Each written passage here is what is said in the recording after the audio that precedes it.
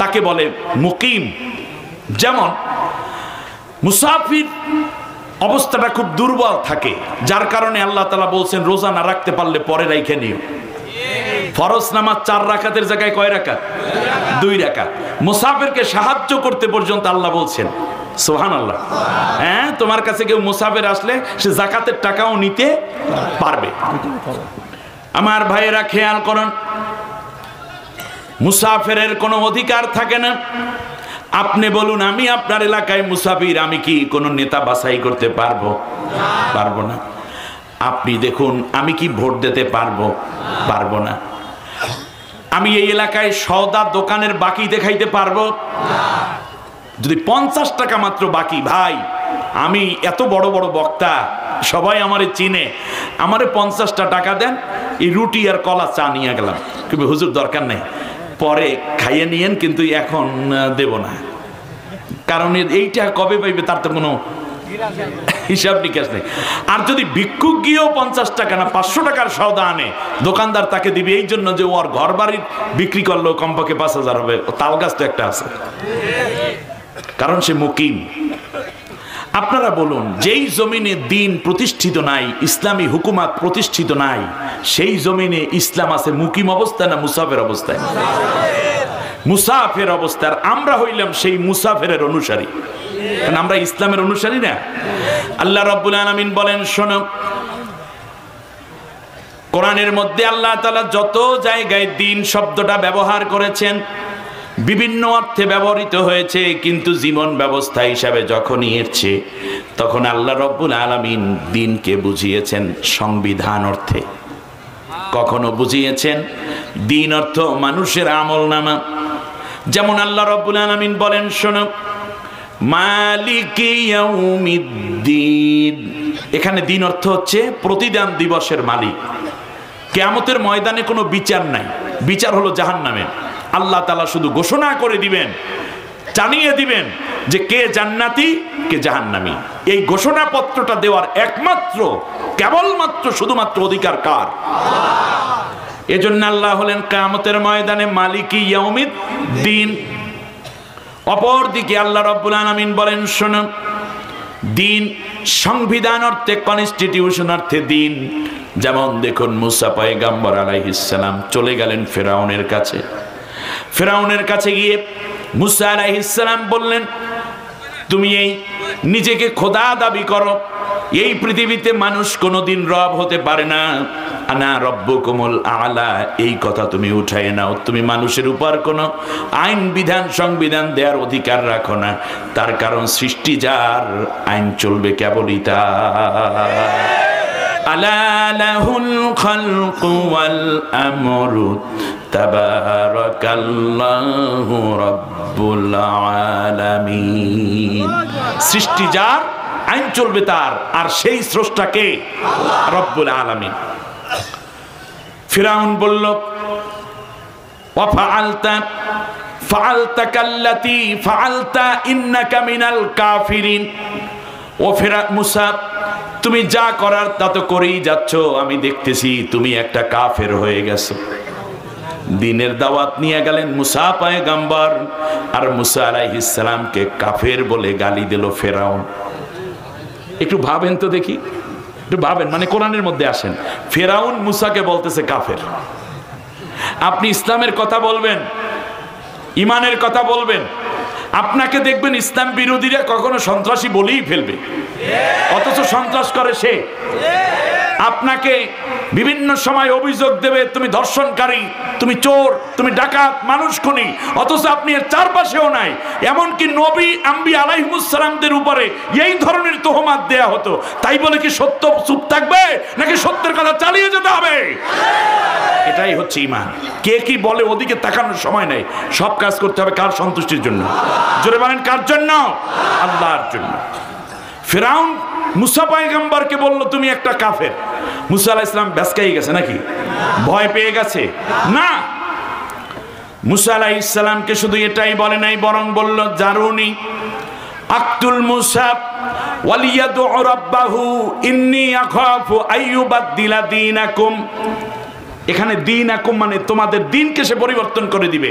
এই দিন শব্দের অর্থ হলো সংবিধান চেঞ্জ করে ফেলবে।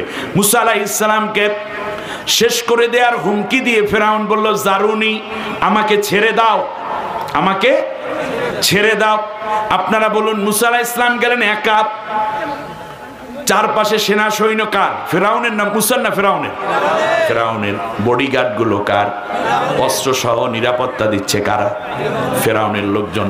মন্ত্রীরা কার? মুসা কয়জন? সেই মুসাকে লক্ষ্য করে বলল, দারুনি, আমাকে ছেড়ে দাও। আক্তুল মুসা, মুসাকে আমি এখনই হত্যা করে ফেলবো। আমার ভাইরা একটু খেয়াল করেন, এই যে যেমন সভাপতি সাহেবকে আমি শক্ত করে ধরেছি, তার নাতিটা ওই জায়গায় দুষ্টামি করে, এরকম করে না মাঝে মাঝে? আমি বললাম, মুরব্বী রাগ করেন না, যাইয়েন না। কয় না হুজুর, আমারে সাইরা দেন, ওরে একটু পিটাইয়া লই। এরকম বলে কিনা মাঝে মাঝে? তো ফেরাউনকে তো কেউ ধরলই না, তা সাইরা দাও বলে কেন? ধরলোটাকে না, ধরছে ভয়ে। কিসে ধরছে? ভয়ে। কারণ জানে এই মুসা যাকে আমি হত্যা করতে চেয়েছিলাম, পারি নাই, এক মুসাকে হত্যা করার আকাঙ্ক্ষায় আমি ৮০,০০০ বনি ইসরাইলের পুত্র সন্তানকে হত্যা করেছি। সেই মুসা এখন আমার সামনে এসেছে, সুতরাং এই মুসাকে আর ঠেকানো যাবে না। পৃথিবীতে যারা স্বৈর শাসক, তারা যাদেরকে আশঙ্কা মনে করে তাদেরকে শুধু হত্যা করাই চিন্তা করে, তাদেরকে শোধরানো কিংবা চ্যালেঞ্জের মোকাবেলায় তারা আসতে চায় না, শুধু হত্যা করে করে তাদের ক্ষমতা পাকাপোক্ত করতে চায়, যেমনটা ফেরাউন চেয়েছিল। ঠিক না বলেন? ৮০,০০০ লোককে হত্যা করেছে, শিশুকে, কিন্তু যার দ্বারা তার সাম্রাজ্য পতন হবে, ক্ষমতা শেষ হবে, তাকে কি হত্যা করতে পেরেছে? সে লোকটার নাম কি? সুবহানাল্লাহ পড়বেন না? অতএব হত্যা করার চিন্তা মাথা থেকে ছেড়ে দেন।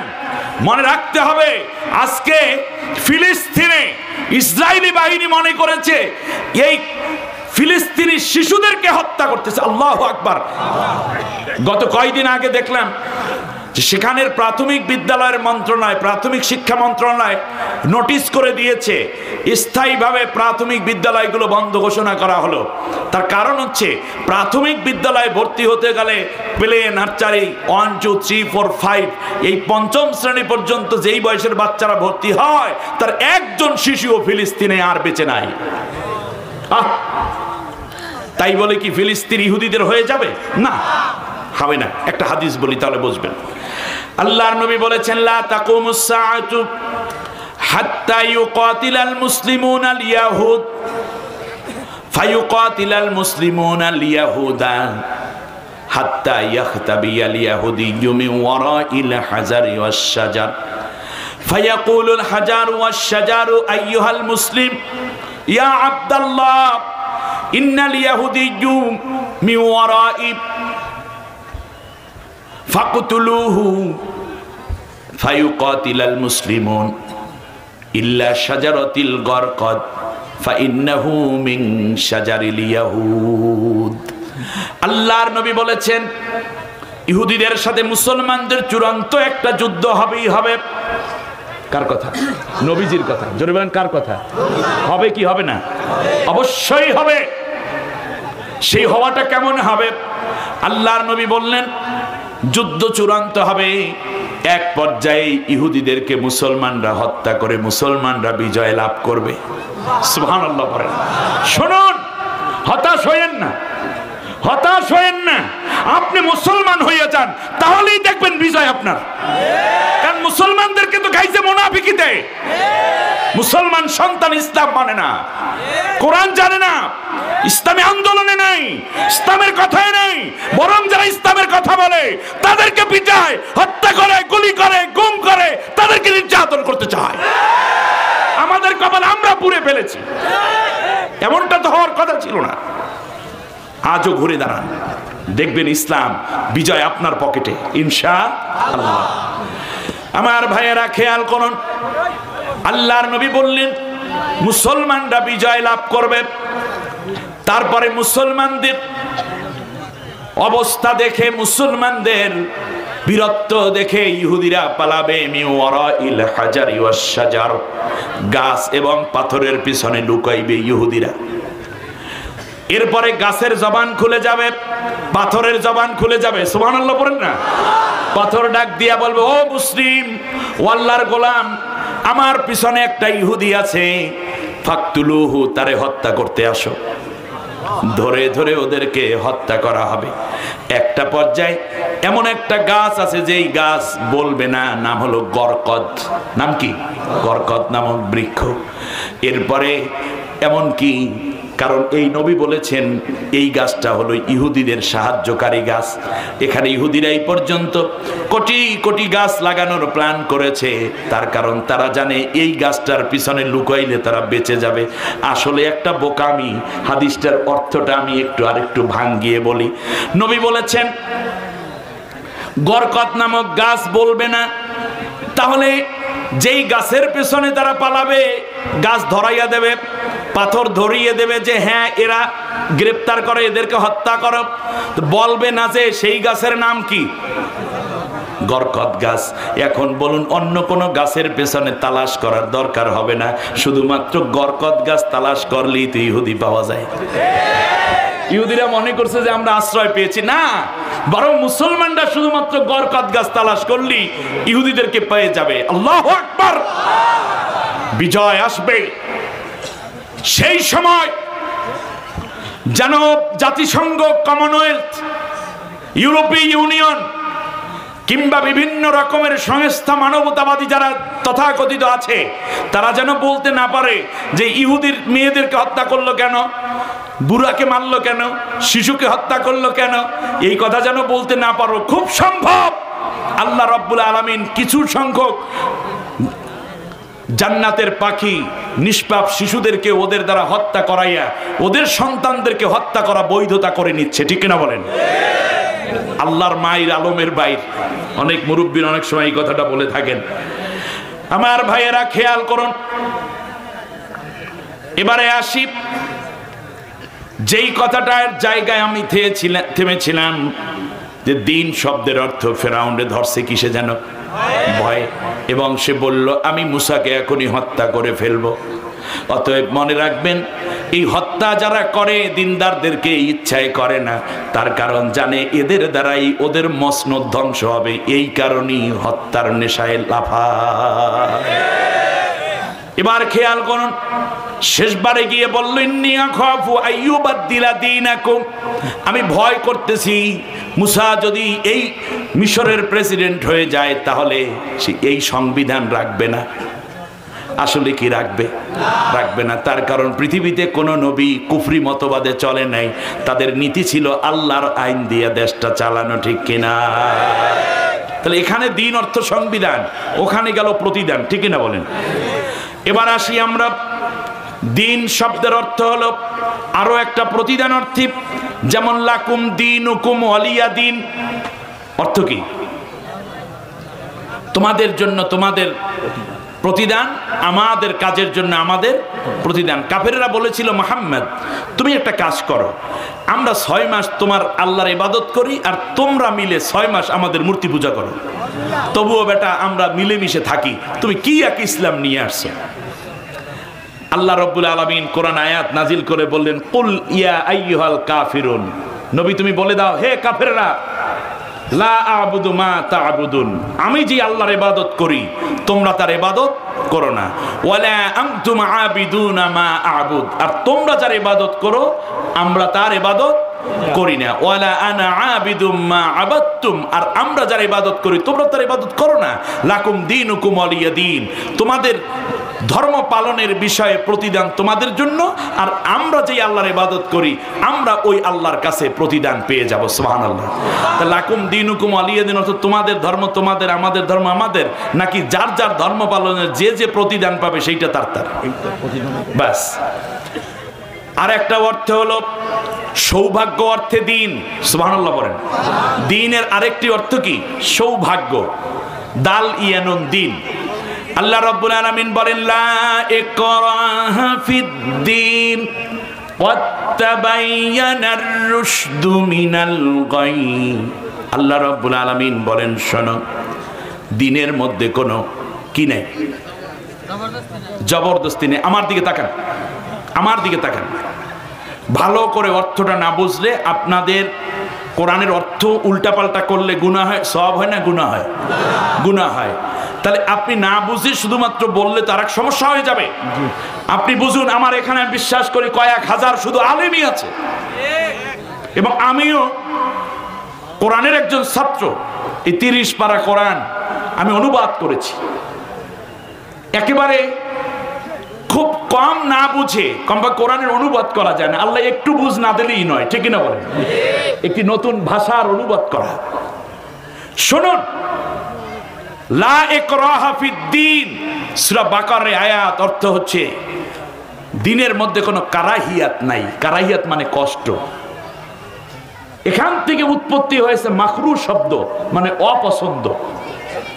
লা ইকরাহা ফিদ্দীন শব্দের অর্থ আমি ইসলামে যা দিয়েছি হে আমার বান্দা বান্দিরা, এর মধ্যে কোনো কষ্ট নাই, এর মধ্যে আসান আছে, এর মধ্যে শান্তি আছে। তাই লা ইকরাহা ফিদ্দীন শব্দের অর্থ কি বলেন তো দেখি? দ্বীনের মধ্যে কোনো কারাহিয়াত, অপছন্দের কিছু নাই। তুমি যদি অপছন্দ করে করতে পারো, কিন্তু আমি আল্লাহ যা দিয়েছি এটার মধ্যে শান্তি আছে। সুবহানাল্লাহ বলেন। তাহলে এখন আসেন তো দেখি, আপনারা বলতে পারেন হুজুর এই যে রোজা রাখি একটু কষ্ট লাগে কিনা বলেন দেখি? একটু কষ্ট লাগে না? লাগে। তাহাজ্জুদ নামাজ পড়তে অনেকে ওঠেন, হজ করতে গেলেও কিন্তু কষ্ট লাগে। আপনি হজ করেছেন না? দেশে আল্লাহ কবুল করেন আমার ভাই, বলেন আমিন। আল্লাহ কবুল। অনেক ভদ্র মানুষ, তো চাহনিটা দেখলেও বোঝা যায় একটা প্রশান্তির। আল্লাহ তাআলা তাকে এই জাতির খাদেম বানিয়ে দিন। এবার খেয়াল করুন, লা ইকরাহা ফিদ্দীন আপনার কাছে নতুন অর্থ মনে হলো, এটাই অর্থ। লা ইকরাহা ফিদ্দীন মানে ইসলামের মধ্যে কোনো কি নাই, জবরদস্তি না, কষ্ট নাই। জোরে বলেন কি নাই? কষ্ট নাই, অপছন্দ নাই। মাকরুহ শব্দের অর্থ অপছন্দ না, কারাহিয়াত থেকে মাকরুহ শব্দের উৎপত্তি। এখন আপনারা বলতে পারেন হুজুর এই যে ঠান্ডা পানিতে ওযু করে সকালবেলা কষ্ট। আচ্ছা, আর আল্লাহ বললেন কষ্ট নাই। আসলেই কষ্ট নাই। একটু চিন্তা করেন তো দেখি, কোন লোকে জ্বর হয়েছে, একটানা 1 সপ্তাহ জ্বর, খাইতে পারে না, চোখ দুইটা লাল হয়ে গেছে, হলুদ হয়ে গেছে, মাথাটা ঘুরে, পায়খানাও বন্ধ, শরীরে বিষ ব্যথা, ডাক্তারের কাছে গেছে। যাওয়ার পরে ডাক্তার ব্লাড টেস্ট করতে দিয়েছে। ব্লাড টেস্ট করার পর বলল যে আপনার তো টাইফয়েড হয়ে গেছে এবং পার্সেন্টেজ অনেক বেড়ে গেছে। কি করতে হবে? ডাক্তার বলল যে আপনাকে আমি 16টা ইঞ্জেকশন দিয়ে দিলাম, এগুলো কিনে নিয়ে এবং প্রতিদিন সকাল 8টায় খালি পেটে এই ইঞ্জেকশনগুলো শরীরের মধ্যে নিবেন। আপনারা আমার কথা বুঝতেছেন কিনা? ব্যাস। আচ্ছা, এই ডাক্তার যে এই কথাটা বলল, এই ভিজিট দেবে কে? রোগী। এরপরে কি করলো? এক্সরে করতে, মানে ব্লাড টেস্ট করতে গেল। বলুন, ব্লাড টেস্টের টাকা ডাক্তার দেবে নাকি রোগী দিচ্ছে? শরীরের মধ্যে সুই ঢুকাইয়া রক্ত নিচ্ছে কার? ডাক্তারের না রোগীর? রোগীর। রিপোর্ট দিল। তারপরে ঔষধ কিনলো। এই ইঞ্জেকশনটা পুশ করতে হয়, আবার গোশতের ভিতরে যাবে না, চামড়া এবং গোশতের মিডল বরাবরে দিতে হয়। 100 টাকা করে প্রতিদিন এক একটা ইঞ্জেকশন ভরতে হবে। ওখানে যাবে 1600 টাকা। ইঞ্জেকশনটা যাওয়ার সময় শরীরে একটু ব্যথাও লাগে। এই জন্য আমরা কেউ ইঞ্জেকশন নেই না যাদের টাইফয়েড হয়, ঠিক কিনা বলেন? নেয়, কষ্ট আছে এই জন্য নেয় না। নেয় কেন? তার কারণ জানে এটা কষ্ট হলেও এই কষ্টের বড় আসানিয়াত আছে। তা আল্লাহ রাব্বুল আলামিন আপনার উপর নামাজ দিয়েছেন, পর্দা করা ফরজ করেছেন। আপনি পর্দা করতে একটু কষ্ট হয়, মাগো বোন, একটু কষ্ট হয়। 5 ওয়াক্ত নামাজ পড়তে একটু কষ্ট হয়, রোজা রাখতে একটু কষ্ট হয়, হজ করতে একটু কষ্ট হয়, মা বাবার খেদমত করতে একটু কষ্ট হয়, জনগণের সেবা করা একটু কষ্ট হয়, এমনকি সত্য কথা বলা একটু কষ্ট হয়, দ্বীনের কাজ করতে গেলে একটু কষ্ট হয়, পরিবার চালাইতে গেলে একটু কষ্ট হয়, হালাল উপার্জন করতে গেলে একটু কষ্ট হয়। আল্লাহ রাব্বুল আলামিন বলেন একটু কষ্ট না রে, এর দ্বারা 1000 গুণ আরাম এবং সৌভাগ্য দিয়ে আমি আল্লাহ তোরে ধন্য করে দেব। এজন্য আল্লাহ কনফার্ম করেছেন লা ইকরাহা ফিদ্দীন। তাহলে এখানে গেল দ্বীনের কনফার্মেশন আসানিয়াত অর্থে। আল্লাহ রাব্বুল আলামিন আবার বলেছেন দ্বীন শব্দটা বোঝাতে গিয়ে আল্লাহ বলেছেন জীবন ব্যবস্থা। দ্বীন অর্থ কি?